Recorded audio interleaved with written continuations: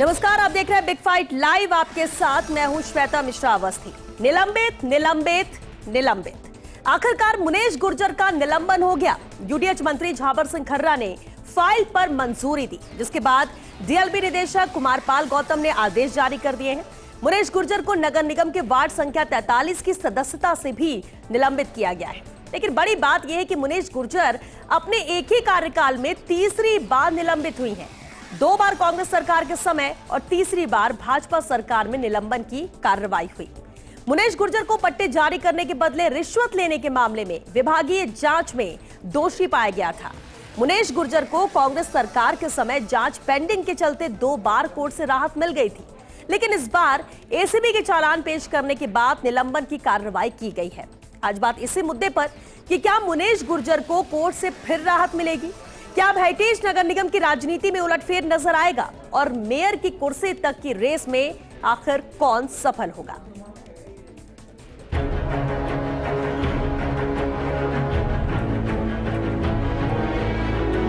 महापौर ने अपने आप के बचाव के लिए जितने पैंतरे वो चल सकती थी वो सारे पैंतरे चले।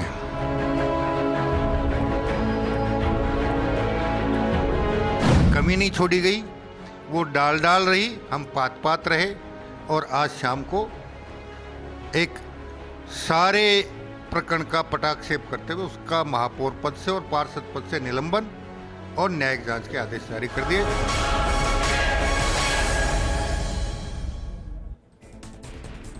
तो बेहद अहम मुद्दा है। इस पर चर्चा के लिए बेहद खास मेहमान हमारे साथ जुड़ चुके हैं। सबसे पहले उनसे रूबरू करा देते हैं आपको। हमारे साथ चर्चा में शामिल हो रहे हैं यूडीएच मंत्री झाबर सिंह खर्रा। झाबर सिंह जी, बहुत स्वागत है आपका डिबेट में। आशीष चतुर्वेदी जी हमारे साथ हैं, बीजेपी प्रवक्ता है। आशीष जी, आपका भी बहुत स्वागत है। राजेंद्र मेघवाल जी भी चर्चा में शामिल हुए हैं, कांग्रेस प्रवक्ता है। राजेंद्र जी, आपका भी स्वागत है। और साथ ही योगेंद्र गुप्ता जी भी यहाँ मौजूद है, राजनीतिक विश्लेषक है। योगेंद्र जी, आपका भी बहुत स्वागत है। अहम मुद्दा है और क्योंकि इंतजार यही था कि यूडीएच मंत्री क्या एक्शन लेते हैं। झाबर सिंह खर्रा जी हमारे साथ है, उनका रुख करूं उससे पहले आशीष जी, जो कार्रवाई की गई, आशीष जी आपसे शुरुआत है, जो कार्रवाई यहां पर की गई है और 2 बार राहत तो मिल चुकी, लेकिन क्या उम्मीद है कि इस बार भी राहत मिलेगी और कार्यवाहक मेयर के तौर पर ही अब एक्सरसाइज शुरू हो चुकी है? देखिए श्वेता जी, हमें समझना पड़ेगा कि पिछली जो कांग्रेस सरकार थी उसके अंदर हम बहुत सारे मंत्रालयों की बात कर लें, चाहे हम पीएचईडी की बात कर लें, चाहे ट्रांसपोर्ट की बात कर लें, चाहे जिसमें डोटासरा जी मंत्री थे एजुकेशन उसकी बात कर लें, चाहे हम माइनिंग की बात कर लें जिसके लिए इनके कांग्रेस के विधायक ने कहा था कि भाया रे भाया तूने खूब खाया, और चाहे हम हेल्थ की बात कर लें। 2018 से 23 तक राजस्थान के लिए एक कलंकित कार्यकाल रहा जिसमें भ्रष्टाचार की सारी हदें पार करी गई। और जहां तक आपने पूछा है कि ये जो मेयर का निलंबन हुआ है, ये निलंबन बिल्कुल न्यायोचित कार्रवाई है। ठीक है, न्यायोचित कार्रवाई। आशीष जी, वापस आपका रुख करें। झाबर सिंह खर्रा जी हमारे साथ वापस जुड़ चुके हैं। झाबर सिंह जी, इंतजार यही था कि क्या एक्शन यूडीएच मंत्री लेते हैं और आपने कल ही संकेत दे दिए थे और आज निलंबन की कार्रवाई की गई। और जैसा कि आपने कहा भी कि अपने बचाव में जो वो कर सकते थे वो की, तो क्या तीसरी बार निलंबन की इस कार्रवाई के बाद बचाव के लिए कोई रास्ता है क्या मेयर के लिहाज से, मुनेश गुर्जर के लिए? या आपको लगता है कि जो कार्रवाई की गई बहुत सही दिशा में जा रही है और इसलिए एक्शन लिया गया? जी, हमने आज निलंबन आदेश जारी करने से पहले जी, कल हम शाम को निलंबन आदेश जारी करने वाले थे, लेकिन महापौर ने एक चाल चली थी। उस चाल को काटने के लिए हमने उसे आज का समय और दिया और उसका जो जवाब आया उसका अध्ययन करने के बाद, क्योंकि वो पूर्व में जो जवाब उसने दिया था वैसा का वैसा जवाब अब की बार आया, कोई नए तथ्य नहीं थे। इस बीच हमने पहले 2 बार जब उसको जिस जांच के आधार पर निलंबित किया गया था जी, और माननीय राजस्थान उच्च न्यायालय ने दोनों बार उसे राहत प्रदान की थी, उसका भी अधोपंत अध्ययन करवाया। हमने हमारे विधि विशेषज्ञों से उसकी राय मशवरा किया जी, और उसके बाद कल उन्होंने जो एक ईमेल भेजा था, वो ईमेल उन्होंने इसलिए भेजा था कि ताकि अगर हम उस ईमेल के आधार पर आज का उसका समय नहीं देते तो वो फिर एक बार न्यायालय का रुख कर सकती थी और न्यायालय से किसी न किसी प्रकार की राहत प्राप्त करने का प्रयास करती जी। तो कल शाम को जब मैंने निलंबन के आदेश की पत्रावली पर पुष्टि की थी, उसके बाद हमने विधि विशेषज्ञ की राय की और ये तय किया कि हम 24 घंटे का समय और निकाल देंगे और उसके जवाब का और इंतजार कर लेते हैं। आज दोपहर में उसका जवाब आया। जवाब वही था जो वो पहले डीडीआर को प्रस्तुत कर चुकी थी, कोई नए तथ्य उसमें थे नहीं। इसलिए 4 लाइन निलंबन आदेश में उस जवाब से संबंधित भी हमने दर्ज कर दी और दर्ज करने के बाद आज शाम को 5:30 बजे बाद जी पुनः पत्रावली पर मैंने उसके निलंबन का और न्यायिक जांच का अनुमोदन किया और उसके 5 मिनट बाद निलंबन के और न्यायिक जांच के आदेश जारी हो गए। अब हमने जांच जिस प्रकार से की है उसको जिस प्रकार से अपने उस खुद के बचाव का मौका दिया है वो उसने जितने पैंतरे चलने थे वो सारे चल दिए। वो डाल रही, हमको पात चलने को मजबूर होना पड़ा जी। और अब ये हम इस बात को लेकर सुनिश्चित हैं कि ना तो माननीय राजस्थान उच्च न्यायालय से उसे किसी प्रकार की राहत मिलेगी जी। और ना भारत के माननीय सर्वोच्च न्यायालय तक से भी उसे किसी प्रकार की राहत मिलने की संभावनाएं दूर दूर तक दिखाई नहीं दे रही। ठीक है, यूडीएच मंत्री के तौर पर आपने भी बिल्कुल जी झाबर सिंह जी बिल्कुल ठीक, आपने पूरी प्रक्रिया बताई और जहां जहां मौका दिया जा सकता दिया गया, लेकिन सटीक जवाब भी नहीं आया, संतुष्ट जवाब से भी नहीं रहे और आपने कहा कि वो डालते हैं तो आप बात थे। लेकिन अब क्योंकि इंतजार है, अब देखिए एक कार्रवाई तो हो गई कि निलंबन की कार्रवाई, आगे क्या होता है और आपने भी कहा कि कोई रास्ता इनके पास नहीं है। अब इंतजार है कार्यवाहक मेयर को लेकर, तो क्या इसे लेकर भी चर्चा हो चुकी है? क्योंकि महिला ही बनना है ये भी तय है, ये कब तक नाम सामने आ जाएगा, कब तक इस पर मुहर लगा दी जाएगी कि अब हेरिटेज मेयर के तौर पर जिम्मेदारी संभालने के लिए कौन तैयार? बुधवार के दिन जयपुर को नया कार्यवाहक मेयर मिल जाएगा। ठीक है, यानी कि बस कल का दिन और इंतजार करना है, इसके बाद वो जयपुर हेरिटेज को नया कार्यवाहक मेयर मिल जाएगा जी। लेकिन झाबर सिंह जी, बीजेपी का होगा वो कांग्रेस का होगा, प्रायोरिटी क्या वाकई में बीजेपी रहेगी क्योंकि बोर्ड कांग्रेस का था? क्या हो सकता है? सब कुछ सरकार पर ही डिपेंड है, आप पर ही है निर्भर, या फिर पार्षदों की राय मशवरा के बाद? देखिए, हम हमारे पार्टी के पार्षदों से विचार विमर्श करेंगे, जो हमें सहयोग देना चाहेंगे, जो इस भ्रष्टाचार के खिलाफ थे पार्षदगण, उनसे भी उनकी राय प्राप्त करेंगे जी। हमारे विधायकों से, हमारे सांसद जी से और हमारे प्रदेश अध्यक्ष जी से विचार विमर्श करने के बाद हम किसी एक नाम पर सर्वसम्मति बनाकर उसे परसों के दिन कार्यवाहक महापौर का कार्यभार देने के आदेश जारी कर देंगे। चलिए ठीक है, ये बेहद अहम बात कही। और एक और अहम सवाल है आपसे झाबर सिंह जी, अब देखिए ये कोशिश सरकार की भी है, ट्रांसपेरेंसी की बात की जा रही है, भ्रष्टाचार ना हो, हर सेक्टर में ये ध्यान दिया जा रहा है, वो नजर आ रहा है क्योंकि आप लोग के एक्शन ये बता रहे हैं।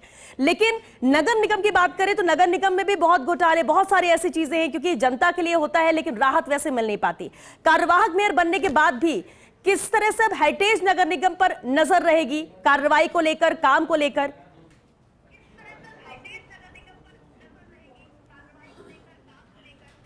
देखिए, दोबारा पिछले इस कालखंड में जिस प्रकार की कार्य प्रणाली जयपुर नगर निगम हेरिटेज में रही, उसकी पुनरावृत्ति नहीं हो जी, पूरी पारदर्शिता हो, सारे पार्षदों से राय मशवरे के आधार पर हमारी कार्यवाहक महापौर काम करें और बिना भेदभाव के और बिना भ्रष्टाचार के विकास के कामों को अंजाम दें, हम इस बात को सुनिश्चित करेंगे।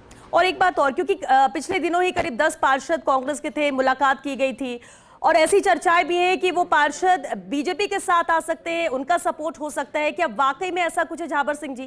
क्या वाकई में कांग्रेस के अंदर भी ऐसे लोग हैं जो परेशान हैं या जिनको लगता है कि भ्रष्टाचार हो रहा है और हमें इस पार्टी के साथ अब नहीं साथ देना?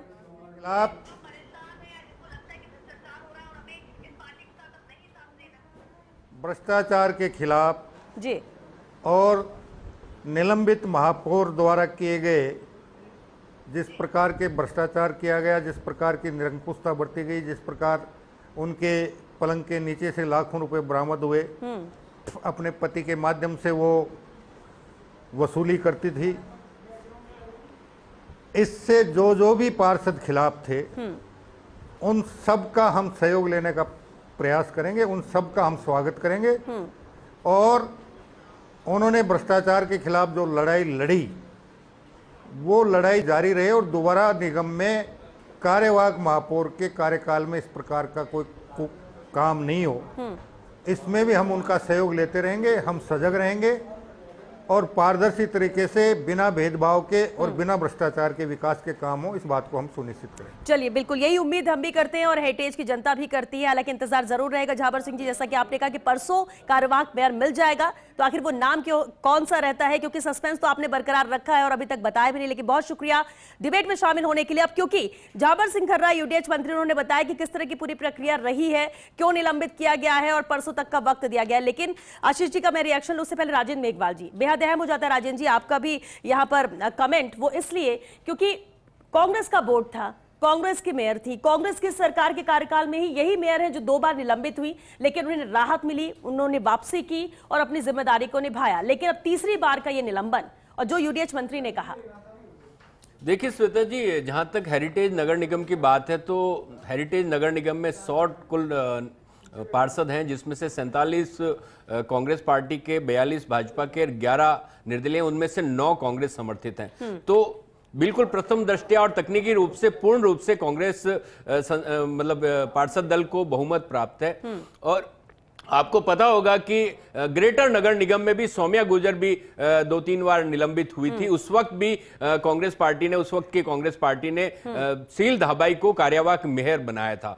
यहां पर यह बहुत महत्वपूर्ण बात है, क्योंकि जिस तरीके से आपने यूडीएच मंत्री जी से बात की तो वो इस तरीके की बात कर रहे हैं, उनका जो निर्वाचित और लोकतांत्रिक प्रक्रिया उनमें बिल्कुल भी विश्वास नहीं है। मैं आपको बताना चाहता हूं चैनल के माध्यम से कि कम से कम 15 से 20 जो नगर निकाय हैं, हमारे नगर पालिका नगर परिषद है, वहां पर ये कांग्रेस के अध्यक्षों को निलंबित कर चुके हैं और वहां पे बैकडोर से मतलब ये अपना चेयरमैन वहां बिठाना चाहते हैं। आपको पता भादरा का ताजा मामला है जिसके अंदर इनको मुंह की खानी पड़ी। तो ये पूरी तरीके से इनका कोई उसमें नहीं है। हम ये मामला चूंकि कोर्ट में विचाराधीन है तो निश्चित रूप से आपको पता होगा अगस्त 2023 के अंदर जब एसीबी ने निवर्तमान मेयर के खिलाफ जब मामला दर्ज किया था तो कांग्रेस पार्टी ने निलंबित किया, लेकिन हाईकोर्ट से उनको राहत मिली थी, उसके बाद में वो वापस उस पद पे बैठी थी। लेकिन यहां पर इस चीज को समझना बहुत जरूरी है कि भाजपा को जो जनादेश है, जो हेरिटेज नगर निगम का जनादेश है, उसका सम्मान करना चाहिए। और अगर ये ऐसा करते हैं तो वास्तव में ये बहुत ही गलत होगा और वहां पर कार्यवाहक मेयर के रूप में कांग्रेस पार्टी का मेयर ही इनको बिठाना चाहिए, क्योंकि ये एक स्वस्थ परंपरा है और इस परंपरा को अगर तोड़ेंगे तो ये लोकतंत्र का गला घोटने जैसी बात होगी। फिर मैं अपने दूसरे मेहमान का रुख करूंगी। श्वेता जी, अभी हम सभी यूडीएच मंत्री को सुन रहे थे और उन्होंने बहुत स्पष्ट रूप से कहा है कि सभी से चर्चा करके, सभी पार्षदों से चर्चा करके, और जो भी भ्रष्टाचार के खिलाफ हैं पार्षद, कांग्रेस पार्टी के पास एक विकल्प था। जब उन्होंने 2 बार उसको सस्पेंड किया और जिस तरह से उनको हाईकोर्ट से राहत मिली, इसका मतलब कहीं ना कहीं जांच में तकनीकी खामियां थी। कांग्रेस सरकार उसकी पूर्ति नहीं कर पाई।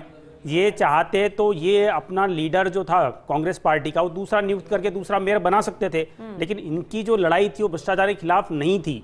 तो इसलिए जो आपके पास विकल्प था राजेंद्र जी, वो सारे विकल्प आपके पास से समाप्त हो चुके हैं। जांच पूरी थोड़ी हुई है। नहीं, जांच, अरे भाई देखिए, जांच अभी पूरी नहीं हुई। आपकी सरकार ने 2 बार उसका निलंबन किया, नहीं किया, मुझे बताइए। इवन चार्जशीट भी सबमिट नहीं हुई। राजेंद्र जी, आप अपनी तरफ से ये फैसला कर रहे हो कि हम मेयर बदल रहे हैं, मुझे बताइए ना। तरीका ठीक नहीं है। आपके पास विकल्प था नहीं था। आपको पता है उस वक्त भी हम चाहते तो ग्रेटर के अंदर भी हम मेयर अपना बना सकते थे, लेकिन नहीं, हमने लोकतंत्र का सम्मान किया। हमने ग्रेटर नगर निगम के जो पार्षद थे बहुमत का सम्मान किया और हमने भाजपा का मेयर बिठाया। आपको भी यहाँ पे कांग्रेस का मेयर बिठाना चाहिए। चलिए ठीक है। योगेंद्र गुप्ता जी भी हमारे साथ हैं। योगेंद्र जी, अब नया कार्यवाहक मेयर कौन होगा, इसको लेकर सवाल है। लेकिन एक बात जो यूडीएच मंत्री ने भी कही कि कई ऐसे कांग्रेस के ही पार्षद हैं जो परेशान हैं, जो भ्रष्टाचार के खिलाफ है, और वो साथ आएंगे तो हम उनका साथ सहयोग लेकर ही आगे कार्रवाई करेंगे। तो ऐसे में तो जो नंबर गेम है, अगर उस हिसाब से भी देखा जाए, वैसे तो सरकार के ऊपर निर्भर करता है और ये कहना कि एथिकली यहां पर कांग्रेस के ही मेयर बनना चाहिए, लेकिन अगर पार्षद ही पाला बदल दे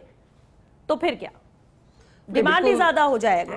एक मिनट श्वेता जी, एक पॉइंट जोड़ना चाहूं। तकनीकी रूप से मेयर का चुनाव नहीं हो रहा है। आप किसी भी कार्यवाहक व्यक्ति को मेयर का चार्ज दे सकते हैं, आप मेयर का चुनाव नहीं करवा सकते। ठीक है, ये मैंडेट नहीं है आपके पास। देखो श्वेता, जो निर्दलीय पार्षद है, चाहे वो कांग्रेस समर्थित हो कोई भी हो, है वो निर्दलीय। अगर उनको लगता है कि उनको भाजपा का समर्थन करना है तो वो आ जाता है, वो समर्थन कर सकते हैं, उन्हें कोई रोक नहीं सकता। और ये भी तय है कि उनके बिना समर्थन के मुनेश गुर्जर के बाद में भाजपा का मेयर वहां पर बन नहीं सकता है। लेकिन आपको थोड़ा सा और इसमें अंदर जाना पड़ेगा कि जो सारी कवायद हो रही है, दरअसल ये सब राजनीति है। ठीक है, भ्रष्टाचार बिल्कुल अच्छी बात है, अगर कोई भ्रष्टाचार करता है, कोई भ्रष्ट है तो उसको सजा मिलनी चाहिए, उसको हटाना चाहिए, इसमें कोई शक नहीं, सबको स्वागत करना चाहिए इसका। लेकिन जो कांग्रेस के शासन में हुआ, अब मुनेश गुर्जर के हटने के बाद में क्या भाजपा के अंदर नहीं होगा? क्योंकि जो भी मेयर होता है, चाहे हेरिटेज का हो चाहे दूसरे निगम का हो, उस पर जो भाजपा के लोकल रिप्रेजेंटेटिव हैं, विधायक हैं, उनकी पूरी नजर होती है, क्योंकि पार्षद उनके पाले के होते हैं और वहां पर उनको बहुत सारे काम करवाने होते हैं। तो क्या यहाँ पर जो विधायक होंगे, जो भारतीय जनता पार्टी के जयपुर के विधायक होंगे, उनका प्रेशर कितना काम आएगा? जिस तरीके से मुनेश गुर्जर को लेकर के प्रताप सिंह खाचरेवास और महेश जोशी में लड़ाई हुई, ये आपको अच्छी तरह मालूम है, तो क्या इसी तरह की कहानी भाजपा में दोहराई जाएगी? क्या इसी तरह की सुरफुटाबल होगी? दूसरी बात, जो कांग्रेस समर्थित या कांग्रेस के पार्षद आकर भाजपा के पाले में आएंगे, वो निसंदेह समाज सेवा के लिए तो नहीं आएंगे, वो भी कुछ शर्तों को लेकर आएंगे, तो उनको कैसे संतुष्ट किया जाएगा? तो ये सारे कवायद हो गई कि भाजपा, ठीक है, भाजपा कह सकती है कि हमने भ्रष्टाचार पर चोट की, मुनेश गुर्जर को हटा दिया, अपना मेयर ला रहे हैं और हम जनता का काम करेंगे। लेकिन सवाल ये कि क्या इसके बाद में वाकई में शांति होगी, किसी तरह का मोल भाव नहीं होगा, और क्या जो पिछले साल, क्योंकि अगले साल चुनाव होने हैं, तो क्या अब जो बचा हुआ साल है उसके अंदर क्या वाकई में खालिश राजनीति हट करके एक ऐसे व्यक्ति को मेयर बनाया जाएगा जो जनता के लिए ही काम करेगा? बिल्कुल ठीक है। चुनाव से पहले का यह बदलाव है, इसे जनता भी कैसे देखती है और कैसे काम होता है। हमारे साथ एके सिंह जी भी जुड़ गए हैं, रिटायर्ड आईएएस है। एके सिंह जी, बहुत स्वागत है सर आपका। अब देखिए, चर्चा तो हम कर रहे हैं सर, आपने भी सुना, कांग्रेस बीजेपी सबके अपने अपने मत है इसे लेकर, लेकिन आपसे एक अहम बात जरूर समझना चाहेंगे, ये जो पूरी कार्रवाई की गई है, क्या वाकई ये नियम कानून के तहत ही पूरी कार्रवाई है और उसी प्रक्रिया में आगे बढ़ रही है, या वाकई में राजनीतिक तौर पर या उस चश्मे से देखा जाए इस कार्रवाई को, इस एक्शन को? जी, जैसा कि श्वेता जी, माननीय मंत्री जी कह रहे थे जी कि जो ग्राउंड था हाई कोर्ट का, कि अपॉर्चुनिटी ऑफ बीइंग हर्ड, मतलब सुनवाई का मौका प्रॉपर नहीं दिया गया, तो उसको दे दिया गया और उसके बाद आदेश दिया गया। तो मेरे हिसाब से जो है ये लॉफुल ऑर्डर होगा और शायद हाई कोर्ट इस पे स्टे नहीं करेगा। लेकिन श्वेता जी, मैं आपके माध्यम से, आपके चैनल के माध्यम से जी, ये जो कैंसर है, करप्शन का जो कैंसर है, उसके बारे में कुछ कहना चाहूंगा। जी, देखिए, ये कैंसर सिर्फ भारतवर्ष में जो सरकारी संस्थाएं हैं सिर्फ उसमें नहीं, गैर संस्थाएं उनमें, और जो निजी संस्थाएं हैं उसमें भी करप्शन। शुरू से हुआ क्या इस देश में, माननीय प्रधानमंत्री, प्रथम प्रधानमंत्री जवाहरलाल नेहरू जी के समय से ही ये करप्शन का जो मामला है उस पर कोई विशेष ध्यान नहीं दिया गया। आपको याद होगा कि जवाहरलाल नेहरू जी के समय में एक जीप स्कैंडल हुआ था, ठीक है। अब इसमें समस्या क्या आती है कि देखिए, मैंने देखा है सर्विस में, और अभी भी देख रहा हूं मैं कई मामलों में, कि रेड हैंडेड ऑफिसर्स पकड़े जाते हैं, आईएएस ऑफिसर्स पकड़े जाते हैं, आईपीएस ऑफिसर्स पकड़े जाते हैं, कुछ दिनों के लिए वो सस्पेंड रहते हैं, और उसके बाद जो है उनको प्रोसिक्यूशन की सैंक्शन जो है सरकार नहीं देती है। कभी आप चाहेंगे तो इस पे आप बहस कर लेंगे, तो मैं 5-6 नाम तो अभी फिंगर टिप से आपको बता सकता हूं, लेकिन चूंकि मैं उसी सर्विस का हूं तो मैं किसी का नाम लेना नहीं चाहूंगा। जी जी। तो एक तो सरकार की बहुत बड़ी गलती रहती है कि ये सिलेक्टिव माध्यम से किसी को प्रोसिक्यूशन का सैंक्शन देती है, किसी ऑफिसर के बारे में, किसी को नहीं देती है। ऐसे भी केसेस हैं कि क्या बोल, लोकायुक्त ने ऑफिसर के खिलाफ जो है स्ट्रिक्चर पास करके सरकार को मामला भेजा है कि आप इनके खिलाफ कार्रवाई करें। एके सिंह सर,